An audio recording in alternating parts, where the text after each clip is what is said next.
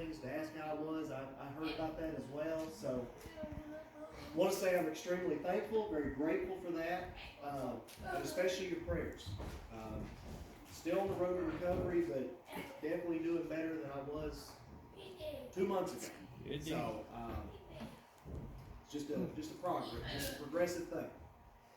So this morning we're actually going to continue our Revelation study. If you got your Bibles, go ahead and turn to Revelation 3. You may already be there from Aiden's reading.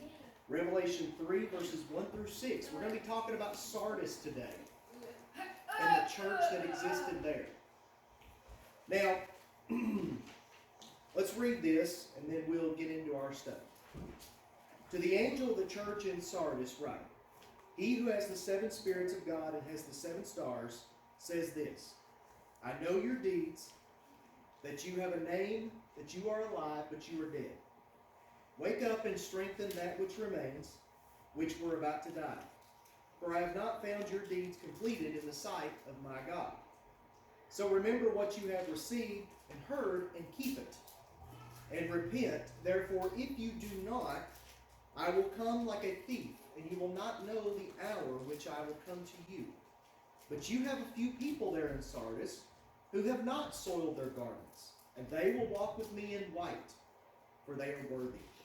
He who overcomes will thus be clothed in white garments, and I will not erase his name from the book of life, and I will confess his name before my Father and his angels. He who has an ear, let him hear what the Spirit says to the churches.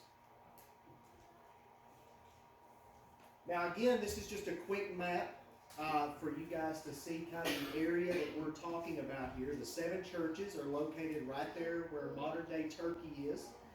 You can see, if you go southeast down here, you'll see Jerusalem. So there's Israel, so that just kind of gives you an idea of how far that this area is. And of course over there you also have Corinth. Anybody remember Corinthians? Yeah. And of course Ephesus, Ephesians, Galatia's on up there as well. So this area of course was impacted a lot by Paul and his missionary journeys. Now, the original city of Sardis was believed to have been founded by the Hittites. Yeah, we're talking that old. Where do you read about the Hittites? What books of the Bible? Exodus. Yeah, we're going way back, aren't we? Yeah. So the Hittites actually founded a city in this area, but it was not Sardis. It was not called Sardis. But this city from the Hittites would eventually fall into the hands of the Lydian Empire, and then from there it transferred from empire to empire to empire, whichever one was in control of that region at the time. So we're talking Persians, Greeks. The Seleucid Empire at one point had control of this city. And who was the Seleucid Empire? Where did they come from? They were one of the 4 breakoffs of which empire? Alexander the Great. Yes, Greece, Alexander the Great. When he dies, there's a civil war, the empire gets divided up, and only one part stays truly Greece. That was Macedon. The rest basically became their own thing. The Seleucid Empire was one of those. They ruled to the east of Greece, okay? Now, the Hebrews would call the city of Sardis Safarad. That was the Hebrew for that city. But if you were talking in ancient Hebrew, in modern Hebrew today, that word actually doesn't describe the city of Sardis. It actually describes, it's kind of weird, it actually describes the landmass where Spain and Portugal are. And so if you were to talk in modern Hebrew to someone and you're referring to this place, you're not referring to that place. So in the ancient Hebrew, you were. So that's just a language change there. The name Sardis was Lydian origin. Obviously, the Hittites did not name Sardis, like I said. And that was actually an Anatolian language that is extinct in the world today. Now, here's some interesting facts about the city. So the city of Sardis possessed two, we're going to look at a lot of photos, possessed two mountains and a valley in its geographical location, which was a rarity. Because for a lot of these cities that John wrote to, a lot of them had their own mountain, right? What did we call that mountain for a lot of these cities? There was a word for it. Oh, I got it up there. Yeah. I didn't know if I did or not. So it was called the Acropolis. Acropolis meant high city. Okay. Yeah. The high city, okay? Which made sense. It's on a mountain. 1,500 feet above the rest of the city in most cases. There was one city, though, that we've studied that did not have an Acropolis. Which one was it?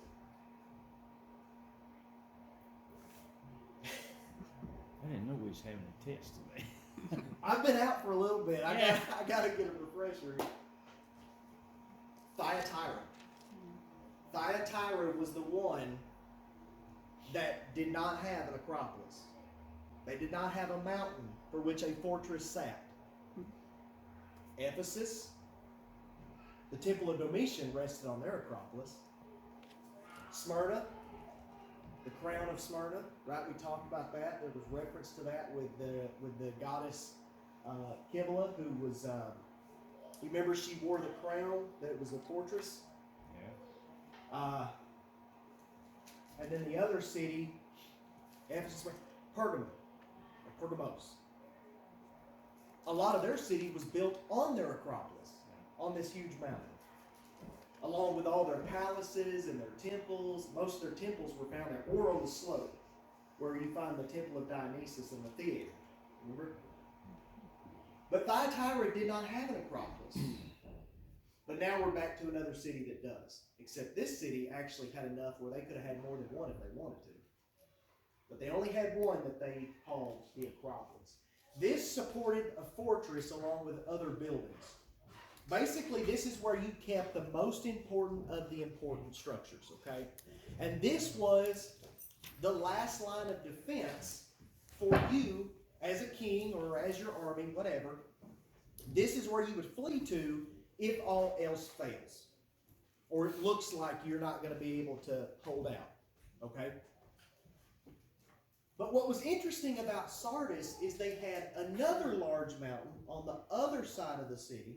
And by the way, if you were standing in the temple of Artemis, which was their patroness goddess, if you were looking out one entrance, you would see the Acropolis. And if you were looking at the other entrance, you would see the Necropolis. It's like they designed it that way. I don't know. Anyway. Yeah, I think so. It's just coincidence, right? Yeah. The necropolis was where they would bury their dead. The necropolis was the complete opposite of an acropolis. The necropolis was the city of the dead. It was their cemetery. And they would bury their dead in the mountainside. Now, how is that important with pagan culture? Why do you think they did it that way? Virtually all the ancient Near Eastern cultures thought of elevation as closer to the divine. Yes. And so that would include the Hebrews too, in many respects, because I mean the association of the mountain of Mount Sinai, Yeah, and they even the mountain of Jerusalem of the Temple Mount, were kind of associated in their mind with divinity. Yeah. Well, largely because God said, "I put my name here," but also because they in their cultures, the height, was somehow associated with the divine. And you could even go back, Yeah. if you were to throw in the Tower of Babel or any of those types of yeah, stories for like sure. that, it's all about elevation, getting closer and closer to God. And that is believed to be exactly why they were burying their dead in the mountainside. It was a way of elevating their dead. They really glorified death, and because they believed that, one of the beliefs, it wasn't uncommon that when you died, that who was going to put you in the starry sky? Which god? Zeus. Okay, he was going to put you as one of the stars in the sky. That was a hope that the people had. They wanted to be elevated into the afterlife. And so It's fascinating, even if you just drive around these area, And you look at the hilltops, a lot of them are little cemeteries.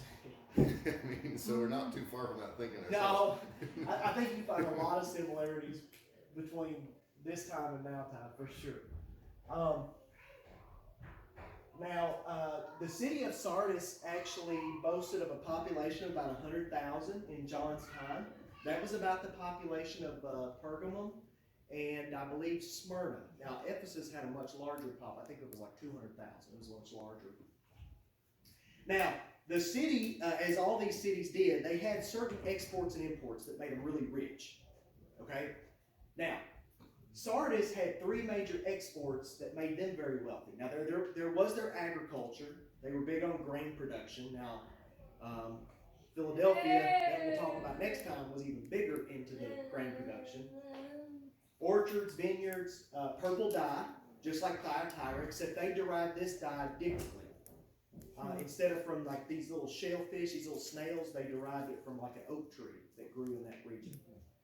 And then the big one, gold mined in the hills of Sardis and in the river that flowed through Sardis. Anybody remember the myth, the legend of King Midas? Oh, yeah. Yeah, that has a connection here we'll look at here in a moment. Nope. Okay. Today, not only was the mountainside something where they would bury their dead, but the rich and powerful, mostly the kings, they would bury in these large burrow mounds in the fertile plains of Sardis. Many kings are believed to have been buried in these tombs, including King Croesus. King Croesus was the last king of Lydia, the Lydian Empire, that fell to Cyrus the Great, the Persians. And King Croesus was said to be the richest man of his time, of his day and age. Many rumors have derived that tell tales of gold and insurmountable treasures that were buried alongside King Croesus, and they still haven't found his tomb. So there are treasure hunters that like to chase this theory. Still haven't found anything, as far as I'm aware, from the research I've done. The Lydians were actually believed to be the first ones to mint coins out of gold and silver. That's an impressive milestone there. Many temples to the gods and goddesses of the Greco-Roman religion have been excavated, including a temple to the emperor. A stadium and a theater are also being excavated as we speak today on this topic. That's what I was finding out, that a lot of the excavations took place kind of in the down part of the city, not really like up towards the Acropolis. You got to understand why, though, because there were a lot of earthquakes in the first century that covered up a lot of the city of Sardis. And so that's just a lot more that you're having to dig down in the earth to find some of this stuff. And some of it may not even be intact, really, after an earthquake. I think there was 7 or 8 really back-to-back earthquakes within a span of 100 years that would strike this region. Philadelphia was another one that was struck really hard by these earthquakes. And we'll talk about how massive these earthquakes were for the destruction of Sardis. It's interesting because Revelation talks about earthquakes quite a bit. Revelation, sorry. I made that mistake. So these are the ancient burial mounds that you can see if you were standing on top of one of the mountains. You know, you look out and you can just see they're littered. I mean, they're just everywhere. You see the 2 big ones right here in front, but I mean, they go back for miles. Isn't that something? And that was the way the Lydians would bury their kings. This wasn't something that the Persians really did or the Romans. This was big for Lydian culture. So these are very, very old, ancient mounds. If you were to go there today and walk among them. Okay, so this is interesting. Wow. So the Acropolis at one point was gigantic. It was huge. What stands today is a third of the mountain that used to exist. This is only a third of what existed. Now look how steep that is. And you tell me that if you were leading an army and you sieged this city, how fast are you going to want to get up that mountain to finish the battle? You're probably going to take a breather for a while. And I don't know, and by the time you start getting up there, you're just getting picked off one by one, your soldiers are. So that's why having an Acropolis was key to the defense of a city. So that when all else failed, you could go there, and as long as it was not able to be taken, you had a pretty good chance of holding out. So you can see a woman right here sitting on the hillside. So when one of those earthquakes came about, they believe it was the one in 60 AD. The mountain fell into basically thirds. Now only a third of the mountain stands, so basically 2/3 of the mountain fell apart. This is the backside of the mountain, which they believe sort of just crumbled down. It didn't really do anything massive to the city of Sardis. The worst part was the front of the mountain. The front of the mountain basically fell forward and covered, I believe it was 300 acres of the residential district of Sardis.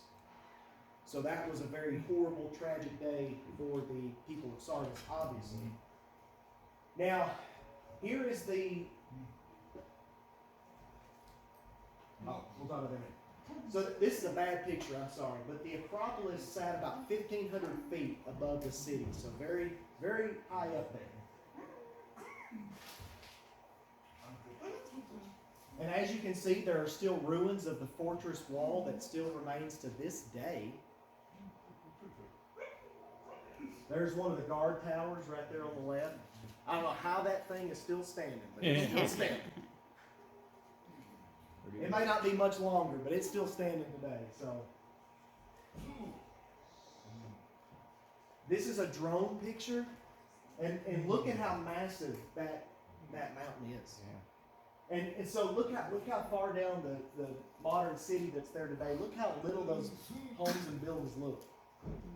So just imagine you bring an army in, you lay siege to this mountain, you circle it, or you encamp somewhere around it, and you're just looking up thinking, how do I take that as a commander or as the king? As Cyrus contemplated for 2 weeks, how am I going to do this? And it was said that he was this close to just going back or moving on to another city. He was going to give up on them and come back later because it was 2 weeks and they didn't budge. And you see like these these couple of holes in the mountainside. Do y'all see that? So there was actually a cave system that was within this mountain. And those Lydians were pretty smart. So there was actually a secret entrance that actually went into the mountain and up to the Acropolis. And so that earthquake revealed those open caverns, basically. What remained intact?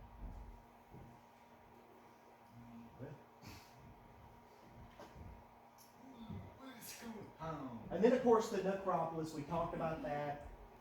Most cities within these empires usually would keep their cemeteries outside the city walls or outside the main city.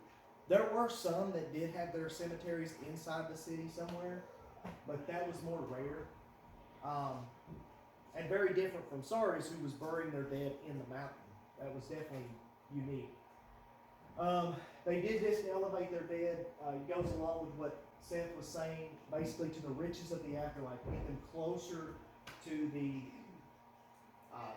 gods they worshipped. Notice that Jesus points out to them, they think they're alive, but they're dead. He's playing on the context and the culture of their day in the city. Christians who were reading this letter would have understood why Jesus said these words. And like I said, the Temple of Artemis was built specifically so that you would have both views, whether you were at the entrance on each side of the temple. Now let's talk about some of these myths that came about in this region that are kind of based on the city of Sardis. So the first one is the myth of King Midas. All right. So King Midas, what do you remember about King Midas? What was it that he? What was he known for? The golden touch. Golden touch. Yeah.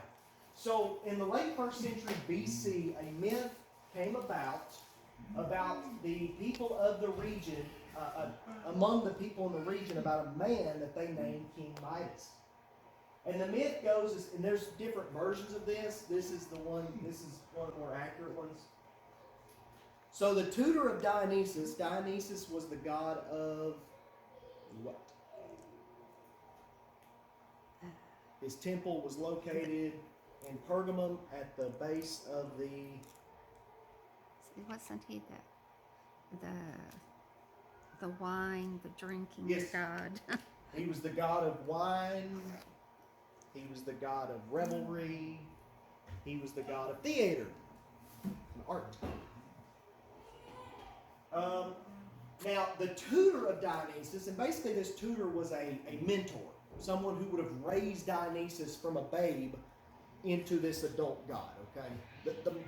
The Greco-Roman myths are kind of wild when you read into them. But in this one, the tutor of Dionysus came to earth and was found drunk in the countryside by some of King Midas's men. So the men bring this man, this unknown person, to King Midas, and he treated the man for 10 days and nights, and on the 11th day, the tutor was taken back to Dionysus, and upon receiving him, the god promised King Midas one wish as a thank you.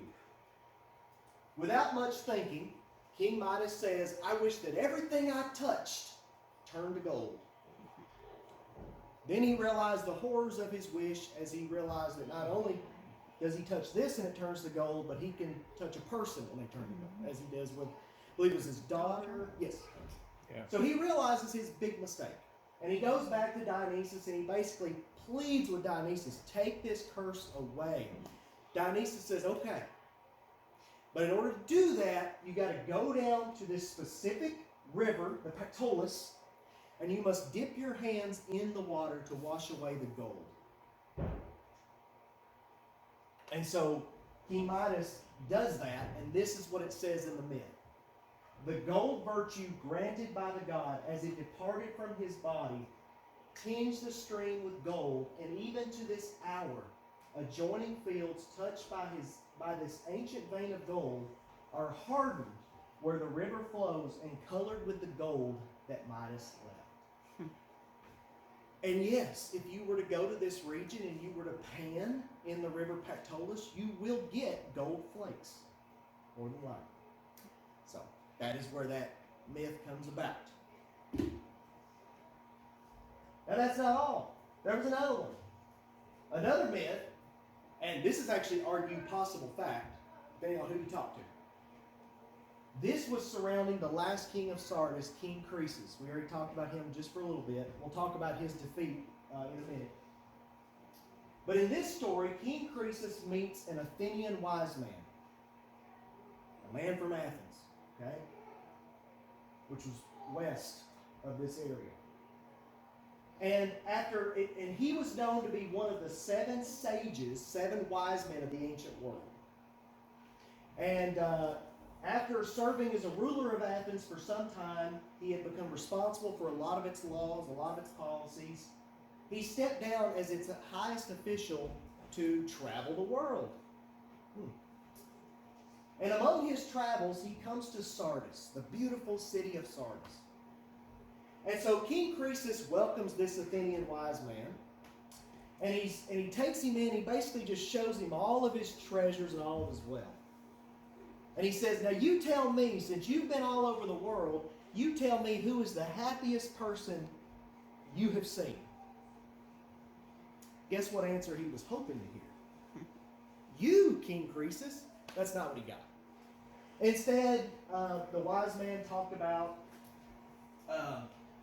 he talked about a man who basically had sons who fought in war, that he fought in war. He died a valiant, brave, courageous death and was ascended to the afterlife. King Croesus said, okay, give me another one then. He does this 3 times. And when he finds out that his name's not in the top 3, I would say it's safe to assume that he kicked the Athenian wise man out of Sardis. But But he was not happy with the answer. Instead, he heard answers about the war hero, about a farmer who wanted to stay on his own land. He was content with what he had. He was happy. He died in peace. And then the third story was about a mother and her two sons, and how the mother wanted to go to the temple of Hera, and I think it was the oxen were stolen the night before or went missing, and so the two sons yoked themselves and carried their mother on this wagon because she was elderly, she couldn't walk, to the temple grounds. And once getting there, they died. And that was, but to them, that was, they did the ultimate deed, right, for their mother. They took her to the temple. Again, not in the answers that King Croesus wanted. He wanted his name to be up there. Yeah, I put on there, it's kind of like the mirror on the wall, you know, in was that Snow White? He wanted his answer. He wanted his name to come back. So here's just an idea of the walls, talking about the defense of the city of Sardis.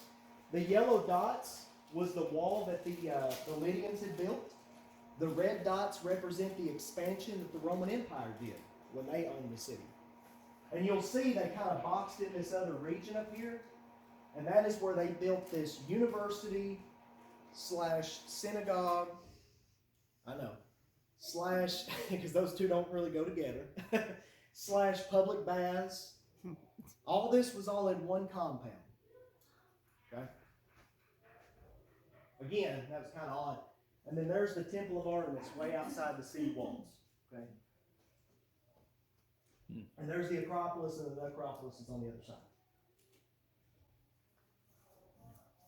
Now, let's talk about assimilation for a moment, because this is where it gets a little tricky with the Sardis Christians. So, I've heard it two ways. And I would hope that what Jesus is talking to them about telling them to wake up, that they think they're alive but they're dead. I hope it's not related to this, but it just seems like there was some assimilating happening. And what does assimilation mean? Does anyone have an idea? I don't think I put that. I didn't put that up there. But assimilation is basically when you become absorbed into a culture or society. Okay? And so there's much thought as to, was this happening with the Sardis Christians? Why would Jesus specifically tell them to wake up, to strengthen that which remained? What was going on within the body of God's people there? And is there enough evidence to say that assimilation was actually happening? They were basically sharing the pedestal of Jesus with these other gods, or within the emperor, or what have you. And it seems like that could be very possible. I've also heard the hopes that wasn't what was happening, that maybe it was something else, and that the reason why these signs of assimilation were there are just kind of misperceived as signs of assimilation. And what I mean by that is, for example, one of the largest Jewish synagogues in this region was found in Sardis and excavated. We'll look at some pictures in a moment. But it was huge. It was a big synagogue. And inside the synagogue are these reliefs and these statues. What? I mean, that's part of the reason I think it's syncretism, right? Sorry, yeah. Sorry. I saw you say, I was like, wait, what did I say? No, you're right. You're right. But it's, but they would find, and I think I put it up there, yeah. So most synagogues were built away from the hustle bustle of the city, right?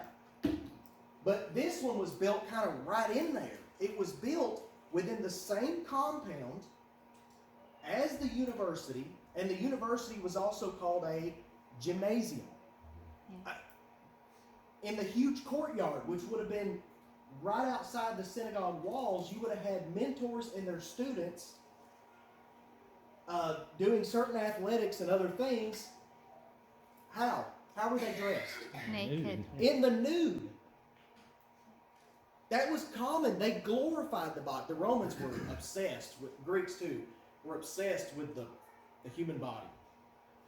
But like yours just pointed out about the mosaics and everything, I mean, that flew in the face of make for yourselves no graven images. Yeah. Right? Right. So Yeah, so like, so right there in the Ten Commandments, so that that's where we see that one of the biggest problems. I mean, with because they were to be in the culture. I mean, the Jews were to be in the culture, kind of like we're to be in the culture, but they were not to be of the culture. And so correct.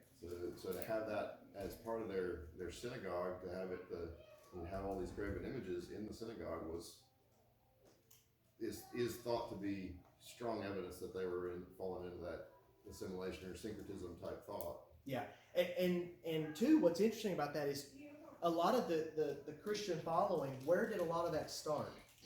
In the synagogues. Yeah. Mm-hmm. So, if your synagogue is already assimilating into that Greco-Roman religion and culture, how is that going to affect anyone that's trying to teach? It's going to affect them as well. So, you not only see not only the location of where the synagogue was built, the public baths were right on the back side of the synagogue. You can do your own research on what happened back there, but they would have like a hot bath and a cold bath. This one in particular had two. And just some immoral things would take place that I don't need to get into really. And then bathing and sporting competitions, like I said, were done in the nude. Adults with children. I mean, it was common. That was just common. It wasn't weird and rare for you to see that in these cities. And inside the synagogue, like I said, were reliefs, mosaic floor tiles, statues of Roman animals such as the lion and the eagle. And we'll talk about why some argue that wasn't what was happening, which is interesting. I've heard the argument both ways. I could see it, but we'll talk about it. This is the university compound. So this was all excavated right here. So this building right here that stretches back, that's the synagogue. And then this is the courtyard of the university, and then the university would have basically been this whole region right here. And you had, I think it was two or three stories, and each story was its own classroom setting. So you'd have a certain age group here, certain age group here, kind of like we do today. We divide our children up by their education, what they're receiving, right? And then directly behind there is the public baths. So, all right there together. And yes, it is on the same compound, which is unique. And on the other side of the synagogue was what? A line of stores. It was the marketplace. The shopping mall. So not only did you have the university gymnasium /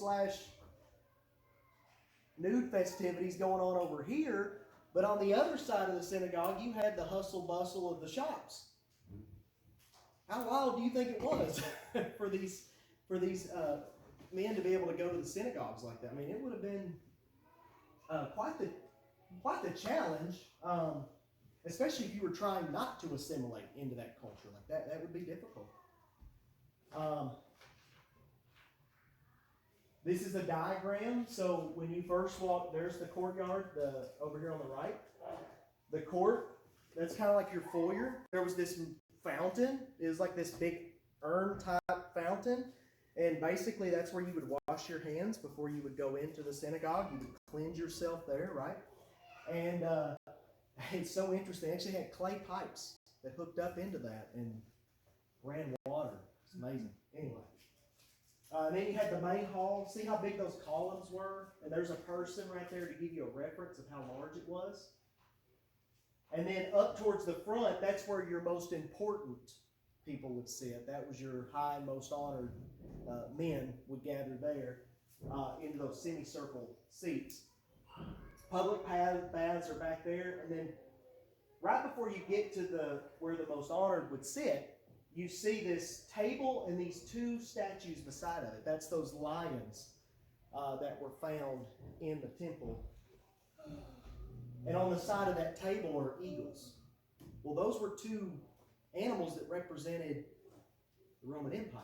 So this is where it gets a little tricky. So, Ethan, I mean, Go ahead. if a centralized government wants to control the people, they control education. Yes. Federal education. Yep. They control the marketplace. Mm-hmm. They have, federal banks. They control, religion, and so that in commerce, and so they if you have the media for the purpose of entertainment and education, you have the schools for education, you have the churches on board, and you have the marketplace. You've got the people. You got it all, don't you? Yep. Sound familiar? And that was, it does, yeah. A lot of this is sound familiar. And of course, Alexander the Great was big on that. Like that was, I mean, he was the one that really gave this a big push into the direction it's going right now. And of course, even though he's gone here, that influence remained. I mean, Now, right here you can see, this is just sort of a 3D image. But it just shows you kind of how tall the tallest height was. You would have had these columns holding that up. Within this synagogue, they actually found these two little areas where the scrolls would have been kept, which is really fascinating. Your foyer's right outside there, but that's where they would go when they pulled the scrolls. They'd have this huge marble cabinet, right? It's like a big cabinet made of stone. Imagine that. And whatever kind of hinges held them doors on, you know. It must have been some strong stuff. Yeah. But that's where they would put their readings and stuff. These are just ruins of some of the benches that have been destroyed. The earthquakes in this area did a lot of damage to a lot of stuff. And so they're kind of piled in the center of the courtyard now, or in the main area. Because you would have had seating around the edge of the synagogue. It wasn't that there was just that seating where the most honored sat. There were other places you could have sat. Now this is interesting. This is actually a dye station. More than likely purple dye. Now who did we study about in Thyatira? Who was the one that, the dealer of purple dye in Acts 16? She was from Thyatira. Lydia, yeah. She would have had something like this when she would have been washing that dye out to make it look like the way it looked. This is a dye washing station. You would have had running water to this booth. But there you have Christian crosses there. Now this is fascinating because in other stalls you have Jewish engravings. And again, the question becomes, were they trying to share everything on one pedestal? Were they assimilating? Was this a sign of assimilation, or was this someone? Because if this was someone who was not trying to assimilate, we do know the dangers and the risk that person faced, right? If they were approached by a Roman official and they said, "Do you declare your loyalty to the Caesar or to the gods, whatever?" and you said, "No, I profess my faith in Jesus," what happened? So it is unique that this stuff is right there in the open for us to see. Is it in the synagogue or is it? This is in one of the shops. Okay. This is in one of the shops. Sorry, not the synagogue. I meant to say that. This is actually outside in the Agora, in the shopping market. How long did Sardis last? When did it fall? Let's see. I think it wasn't the 3rd century AD, because the temple was believed to, the Sardis synagogue was believed to have been built in the early 3rd century AD, from what I remember. But it wasn't really that much longer, because once they started to decline, it was over. The city went downhill pretty quick. Because I was going to say, this is probably after the time of Revelation. It could be. Because it's very possible. the symbol of a cross in... It's like more crusades. Yeah, it wasn't until later that It's technically a Byzantine. Yeah. Yeah. That would be more of an appropriate word. Now, there were symbols that the early Christians would use, though. They did use the fish symbol, and they used the but that's not what you're seeing here. Yeah. So, yeah, that's a great observation, because you're probably looking at after that time period, after John's gone, after the writings of Revelation have been issued and stuff. This is kind of a blurry picture, I'm sorry again.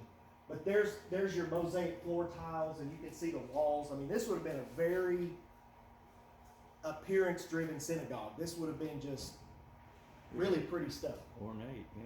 Very, very ornate, yes.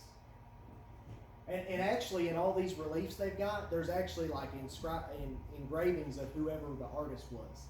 And so that was pretty interesting. Yeah, some of it was like an entire family would work on it and have their kids' names and everything, or believed to have been their kids. So here are the statues. So there's that seat up at the front. There's your lions, twin lions. Now, what was important about twin lions?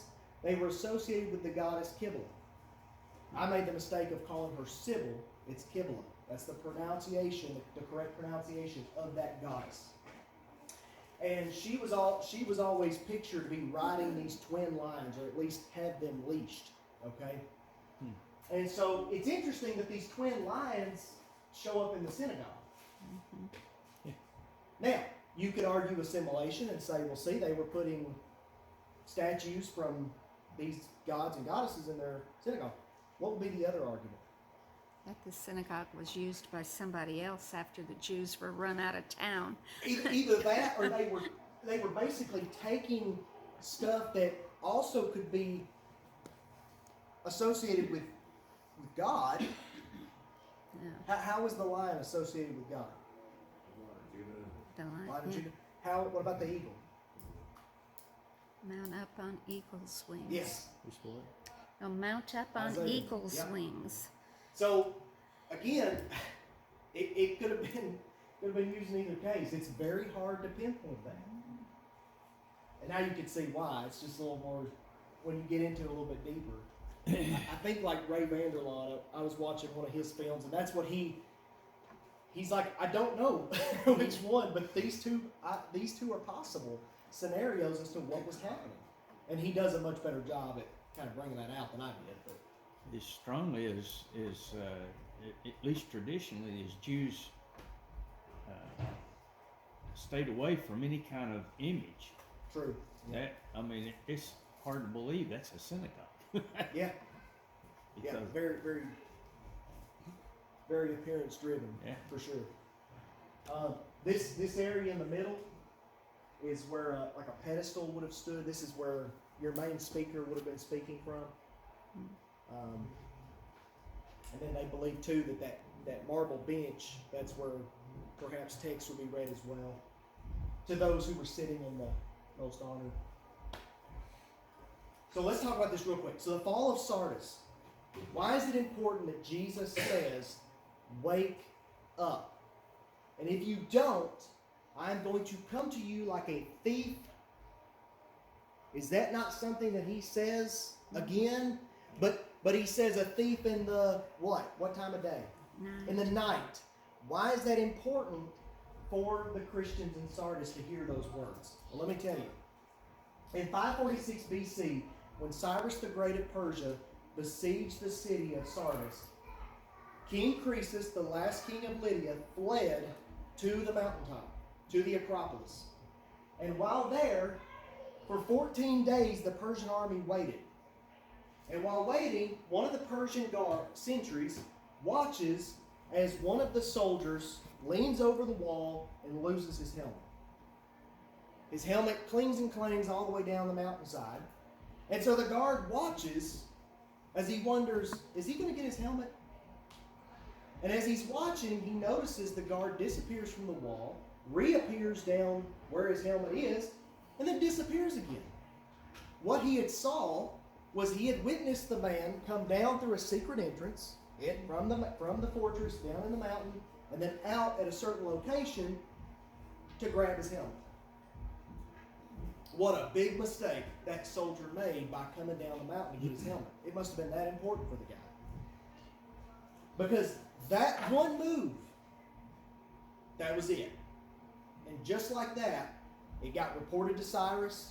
Cyrus led his army to the other side of the mountain. He caused a distraction. While the distraction was occurring, a team of Persian special forces would go into the cave system, go to the Acropolis, and within hours at night, the Acropolis would fall.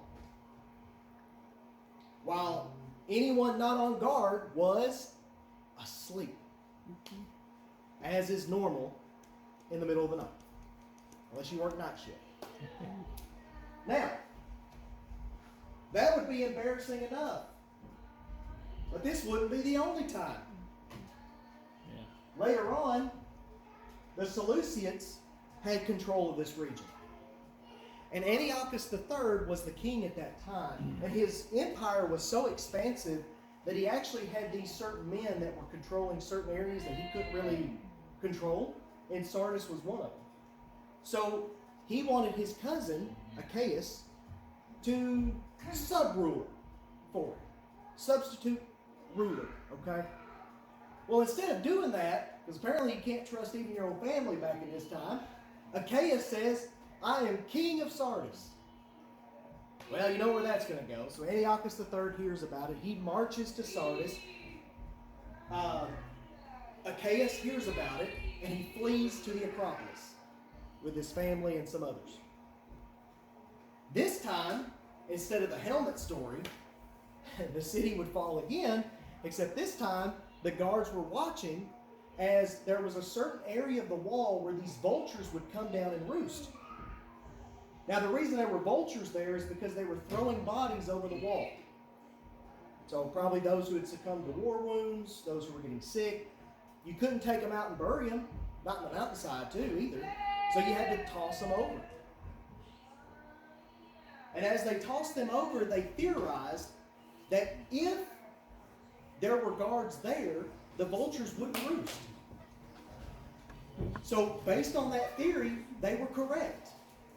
And in this case, Antiochus III had a team of special forces scale that particular section of wall in the dead of night while everyone inside was sleeping.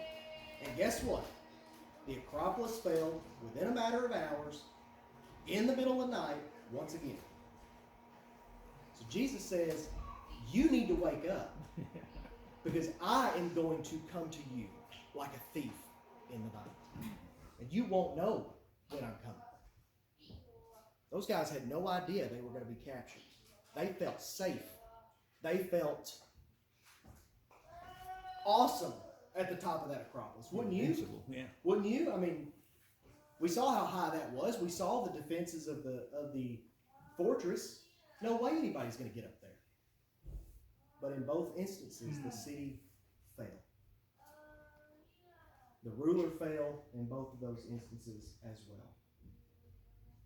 And we'll actually, in the lesson this morning, we'll kind of go over some of this a little bit again. So some of what I didn't get to will be integrated into the lesson.